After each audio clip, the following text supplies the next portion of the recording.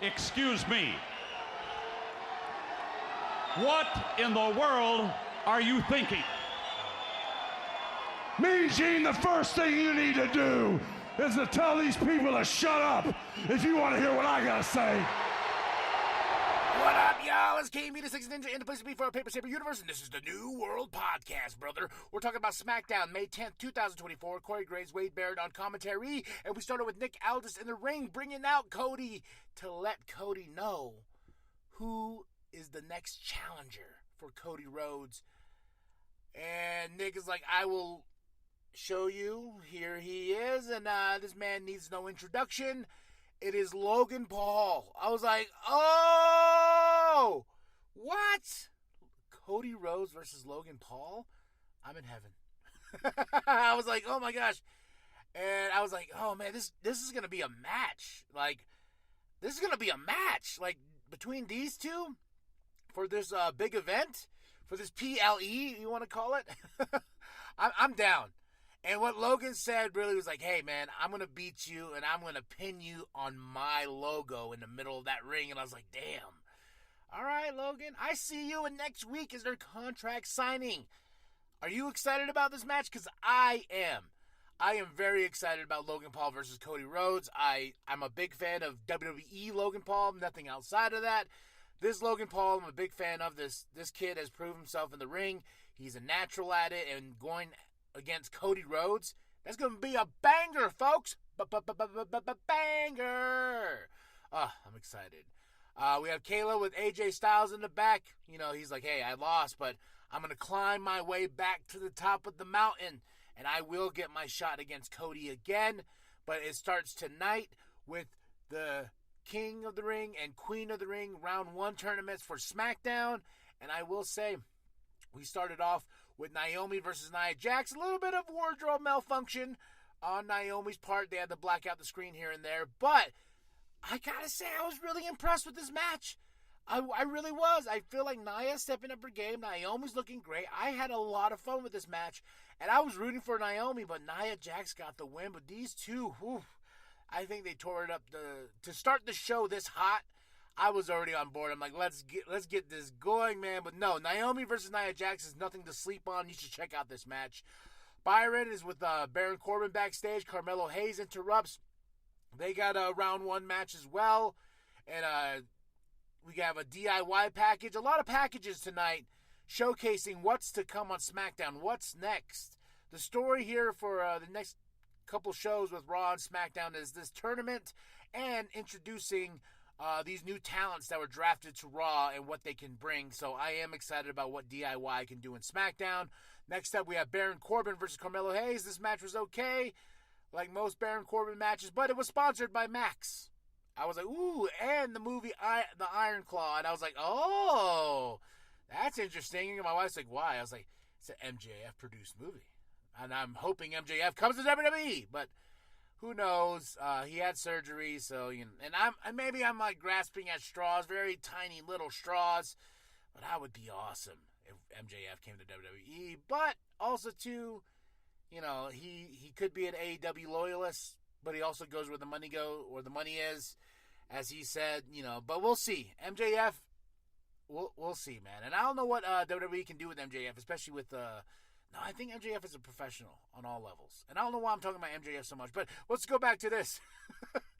Kayla with Bailey, and of course Chelsea and Piper interrupt. And I was like, ooh, are we setting something with Chelsea and Bailey?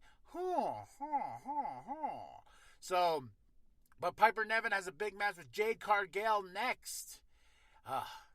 This was a good match. This really was. Randy Orton with Byron backstage before this match.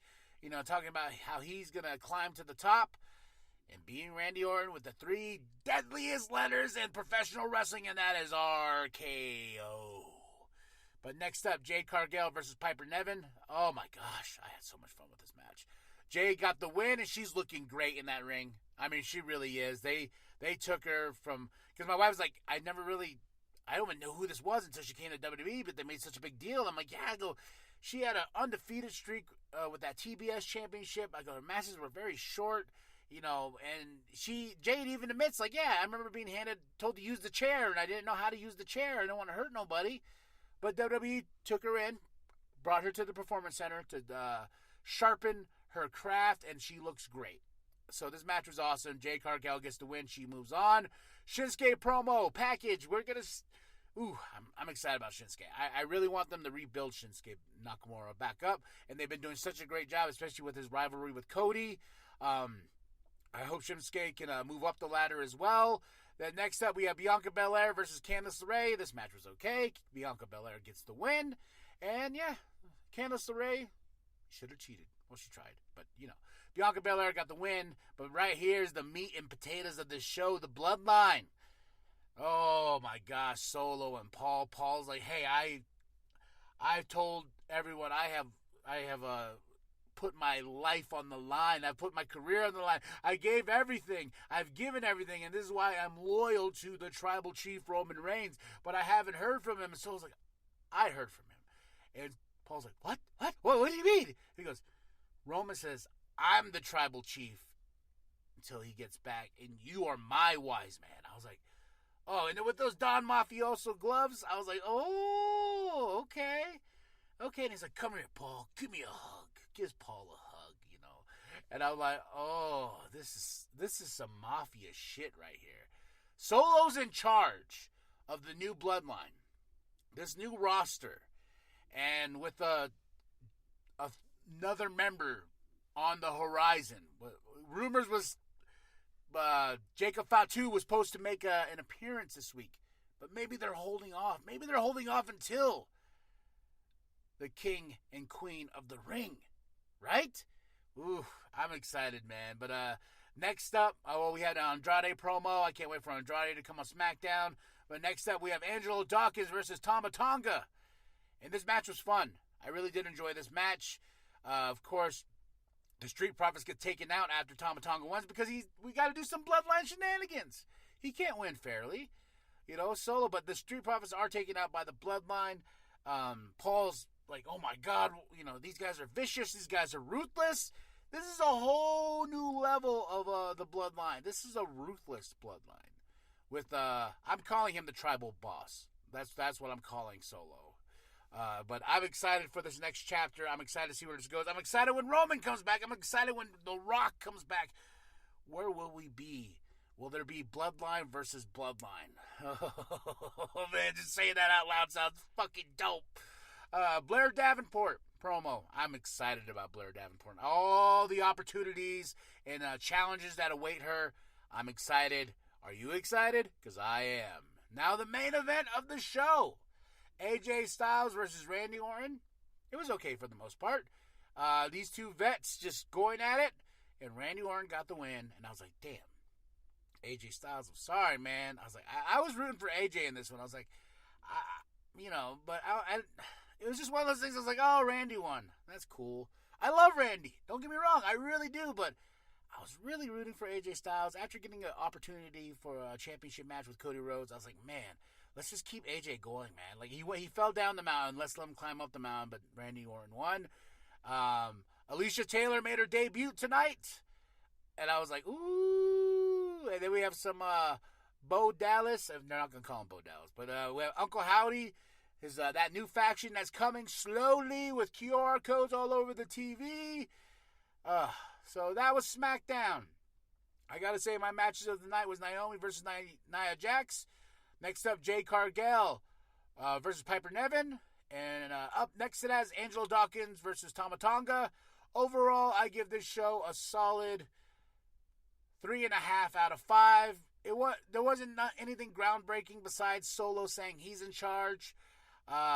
Because we were introducing things, and we had the big news with Cody Rhodes versus with Logan Paul, and I'm very excited about that. But I gotta say, the highlights were the Cody, the Jade, and Naomi matches.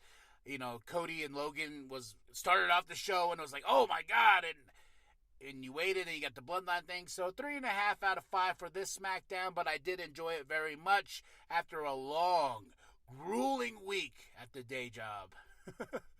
Well, I'm glad to be here, and that's SmackDown. May 10th, 2024. Corey Graves, Wade Barrett on commentary. Go to ProWrestlingTees.com/New World Podcast. Get yourself that sweet nWp logo created by Penta X. And remember that the New World Podcast is for life. Brother. I'm in charge of the Bloodline. I call the shots. And you will be my wise man.